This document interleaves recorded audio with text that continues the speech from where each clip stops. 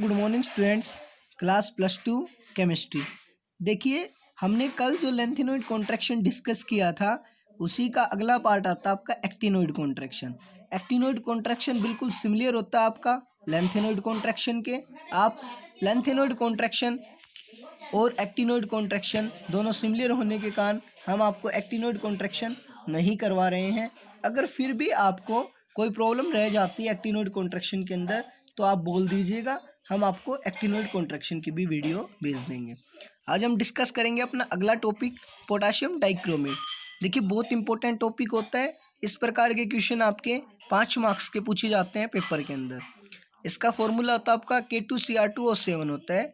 आप इसको प्रिपरेशन करते हो, ये पोटेशियम डाइक्रोमेट होता है। ये आपके क्रोमाइड की ओर में से मिलता है। क्रोमाइड की ओर क्या होती है आपकी FeOCr2O3 होती है। ठीक है, आपने क्रोमाइड की ओर अर्थ क्रस्ट के अंदर से निकालोगे, उसके अंदर से आप मेटल पोटेशियम डाइक्रोमेट को एक्सट्रैक्ट करोगे।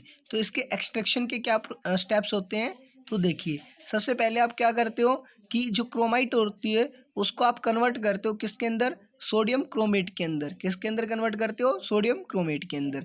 तो आपने FeOCr2O3 क्रोमाइट ओर को कन्वर्ट किया किसके अंदर, सोडियम क्रोमेट के अंदर। तो इसके लिए सबसे पहले आप इसको क्या करोगे, ऑक्सीडाइज्ड करवाओगे, इसका ऑक्सीडेशन करवाओगे। इसको ऑक्सीजन प्रोवाइड की और हीट किया तो आपके पास क्या मिलेगा, Cr2O3 प्लस में Fe2O3। ठीक है, तो जो आपका Cr2O3 आता है, ठीक है, इसके साथ आप किसकी रिएक्शन करवाओगे, सोडियम कार्बोनेट की। साथ में क्या दोगे, ऑक्सीजन, और आप इसको हीट करोगे तो आपको क्या मिलेगा, Na2CrO4। ये होता है आपका सोडियम क्रोमेट। सोडियम क्रोमेट मिल गया जो येलो कलर का होता है आपका। उसके बाद सेकंड स्टेप में करते हो, जो आपका सोडियम क्रोमेट होता है उसको आप सोडियम डाइक्रोमेट के अंदर कन्वर्ट करते हो। तो Na2CrO4 था आपका। आप इसका क्या करोगे, आप इसका एसिडिफिकेशन करोगे, H2SO4 डालोगे।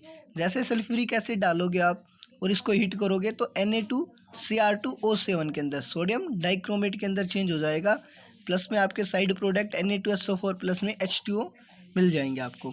ठीक है, ये जो सोडियम डाइक्रोमेट बना आपका, आप इसको कन्वर्ट करोगे किसके अंदर, पोटेशियम डाइक्रोमेट के अंदर। किसके साथ रिएक्शन करवाओगे, इसकी पोटेशियम क्लोराइड के साथ रिएक्शन करवा के आप इसको कन्वर्ट करोगे पोटेशियम डाइक्रोमेट के अंदर। ठीक है, जो रेड ऑरेंज कलर का होता है। अब इसकी प्रॉपर्टीज़ की बात करते हैं तो इंटर कन्वर्जन पहली क्या होती है, इंटर कन्वर्जन की। जो आपका क्रोमेट होता है ना, Cr2O7 क्रोमेट आइन होते हैं, उसको आप कन्वर्ट कर सकते हो किसके अंदर, डाइक्रोमेट आइन को आप कन्वर्ट कर सकते हो क्रोमेट आइन के अंदर। ठीक है, उसके बाद में आपका action of concentrated sulphuric acid, मतलब जब आप सल्फ्यूरिक एसिड के साथ उसको रिएक्ट करवाते हो तो डिहाइड्रेटिंग एजेंट के रूप में काम करता है ना सल्फ्यूरिक एसिड, आपका वाटर को बाहर निकालेगा। तो आपने क्या लिया, पोटेशियम डाइक्रोमेट लिया, उसकी रिएक्शन करवाई सल्फ्यूरिक एसिड के साथ में। कोल्ड सॉल्यूशन के अंदर लेते हैं 0 से 5 डिग्री सेल्सियस के ऊपर। तो आपका क्या होता है कि पोटेशियम सल्फेट बाहर निकल जाएगा, साथ में CrO3 प्लस H2O। ठीक है, ये इतनी प्रॉपर्टीज इंपॉर्टेंट नहीं होती हैं। आपकी जो प्रॉपर्टीज इंपॉर्टेंट होती हैं वो होती हैं आपकी ऑक्सीडाइजिंग प्रॉपर्टीज़। ठीक है, कौन सी होती हैं, ऑक्सीडाइजिंग प्रॉपर्टीज होती हैं, ये आपको पढ़नी है। ये अगर इंटर कन्वर्जन वगैरह नहीं भी पढ़ते हो तो कोई प्रॉब्लम नहीं है, लेकिन आपको प्रिपरेशन पढ़नी है कि आप पोटेशियम डाइक्रोमेट को कैसे प्रिपेयर करते हो क्रोमाइट ओर के अंदर से। अब इसकी ऑक्सीडाइजिंग प्रॉपर्टीज़ के बारे में बात करेंगे जो इंपॉर्टेंट है। कहता है कि पोटेशियम डाइक्रोमेट आपका एक स्ट्रॉन्ग या पावरफुल ऑक्सीडाइजिंग एजेंट होता है। ठीक है, तो ये क्या करता है कि एसिडिक सॉल्यूशन के अंदर क्या हुआ, एसिडिक सॉल्यूशन के अंदर कि आपने डाइक्रोमेट लिया Cr2O7 2 नेगेटिव, पोटेशियम बाहर निकाल दिया ना, डाइक्रोमेट आइन लिया आपने, डाइक्रोमेट को आपने रिएक्शन करवाया किसके साथ में, एसिड के साथ में। ठीक है, तो ये क्या करेगा, आपका 6 इलेक्ट्रॉन्स को ये आपका गेन करेगा। ठीक है, 6 इलेक्ट्रॉन्स को गेन करके ऑक्सीडाइजिंग प्रॉपर्टीज है ना इसकी, तो किसके अंदर कन्वर्ट हो जाएगा, क्रोमियम आयन के अंदर प्लस में वाटर मॉलिक्यूल के अंदर। ये आपकी आयनिक इक्वेशन होती है, मतलब ये इक्वेशन आपको याद रखनी है। ठीक है, कि Cr2O7 की रिएक्शन करवाएंगे हम 14 हाइड्रोजन पॉजिटिव के साथ में 6 इलेक्ट्रॉन देंगे तो हमको 2 क्रोमियम 3 पॉजिटिव आयन मिलेगा प्लस में 7 वाटर मॉलिक्यूल मिलेंगे। आयनिक इक्वेशन है, आपको याद रखनी है। सेकेंड होती है हमारी K2Cr2O7 पोटेशियम डाइक्रोमेट प्लस में सल्फ्यूरिक एसिड लेंगे तो हमारा क्या बनेगा, K2SO4 प्लस में Cr2SO4 की थ्राइस प्लस में 4H2O प्लस में 3 निसेंट ऑक्सीजन। इसको क्या बोलते हैं, मॉलिक्यूलर इक्वेशन। ये दोनों इक्वेशंस आपको रट्टा करना है, आपको याद रखनी है, ठीक है। तो अब आपकी पहली प्रॉपर्टीज आती है कि ये ऑक्सीडाइजिंग एजेंट के रूप में काम करता है। तो ये किसका ऑक्सीडेशन करेगा, ये ऑक्सीडाइज कर सकता है, मतलब ऑक्सीडेशन कर सकता है किसका, हाइड्रोजन सल्फाइड का, H2S का, ठीक है।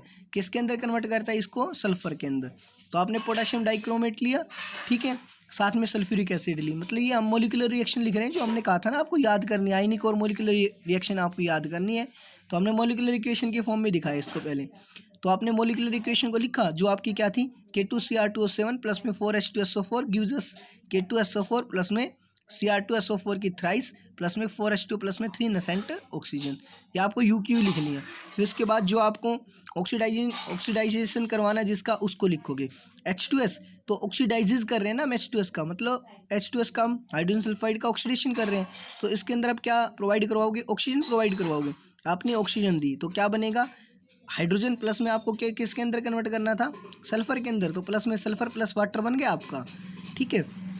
अब ये रिएक्शंस को आप क्या करते हो, बैलेंस करते हो। फर्स्ट इक्वेशन आपको हमेशा याद रखनी पड़ेगी। तो इसको आप बैलेंस करने के लिए क्या करोगे, इसको मतलब आपने किया कि आपने इसको सेकंड इक्वेशन को 3 से मल्टीप्लाई कर दिया। तो क्या बन गया आपका, 3H2S प्लस में 3 nascent oxygen gives us 3H2O plus में 3 सल्फर हो गया।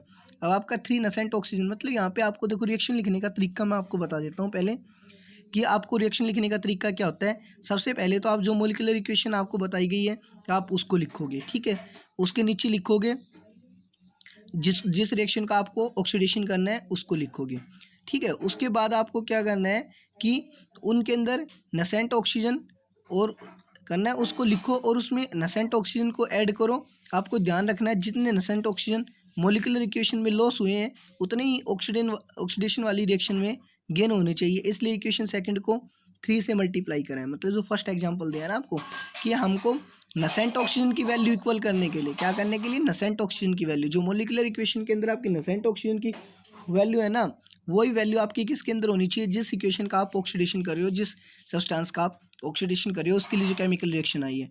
तो H2S प्लस में आपका nascent oxygen gives us water molecule plus में सल्फर था। तो आप इसको किसने से मल्टीप्लाई करोगे, 3 से, क्योंकि आपके मॉलिक्यूलर इक्वेशन के अंदर कितनी नसेंट ऑक्सीजन लॉस होती हैं, 3 नसेंट ऑक्सीजन। तो आपने इसको 3 से मल्टीप्लाई किया तो 3 नसेंट ऑक्सीजन से आपके 3 नसेंट ऑक्सीजन कैंसिल हो जाएंगी। उसके बाद आप क्या करोगे कि आप इनको ऐड करोगे, क्या करोगे फिर आप इन रिएक्शंस को ऐड कर दोगे, मतलब लेफ्ट साइड वाली लेफ्ट साइड में, राइट साइड वाली राइट साइड में। इस प्रकार से हम रिएक्शन लिखते हैं। तो क्या हो जाएगा, K2Cr2O7 प्लस में 4H2SO4 प्लस में 3H2S बचेगा, नसेंट ऑक्सीजन कैंसिल हो जाएगा, प्लस में K2SO4 बचेगा, Cr2SO4 की थ्राइस बचेगा, 4H2O बचेगा, प्लस में आपका केवल 3S बचेगा। देखो 4H2O था और 3H2 हो गया था, टोटल 7H2 हो गया ना, इसलिए 7H2 लिख दिया। नसेंट ऑक्सीजन आपकी कैंसिल हो गई। ये आपका लिखने का ट्रिक होता है। Thank you, have a nice day.